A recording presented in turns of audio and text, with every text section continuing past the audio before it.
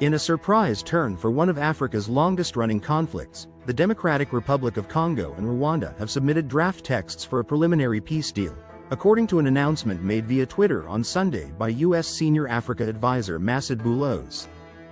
The pivotal meeting took place on April 25, 2025, in Washington, D.C., where U.S. Secretary of State Marco Rubio convened the foreign ministers of the Democratic Republic of Congo, Therese Kayikwamba Wagner, and Rwanda, Olivier Nduhungirehe, laying the groundwork for what both sides described as a cautiously optimistic breakthrough.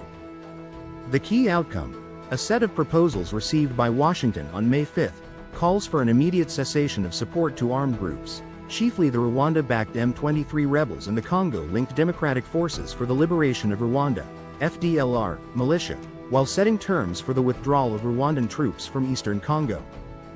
This negotiated draft proposal, developed over a series of closed-door meetings in Washington, reaffirms mutual sovereignty and commits both sides to a phased normalization process. A final accord is expected to be signed at the White House in June, marking the culmination of a year of sustained diplomatic engagement. U.S. diplomatic achievement in mediation, the high-profile American involvement, reflecting Washington's priorities of ending violence and stabilizing critical mineral supply chains in the region, stands in stark contrast to earlier efforts by other state actors.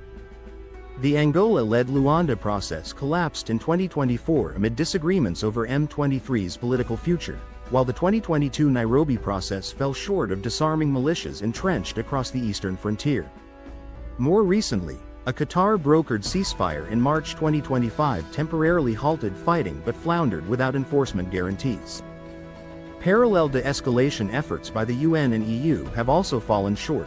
Both agencies have repeatedly accused Rwanda of fueling the conflict, though international leverage has remained limited.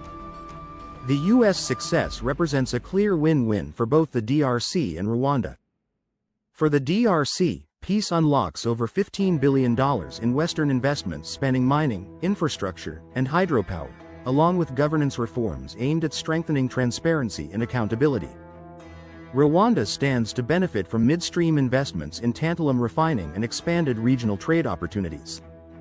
Together, both nations are positioned to become pivotal players in Western-backed tech supply chains, underscoring the centrality of mineral security to the peace framework.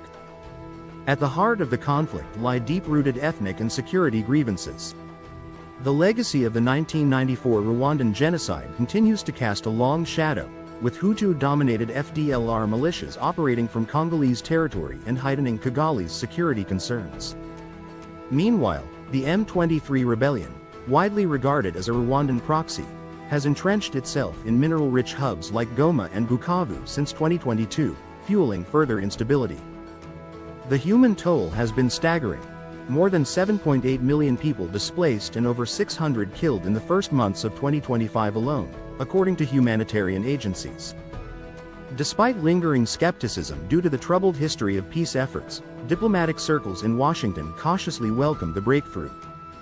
The coming weeks will reveal whether this latest bid can forge a lasting solution to a conflict that has long defied resolution.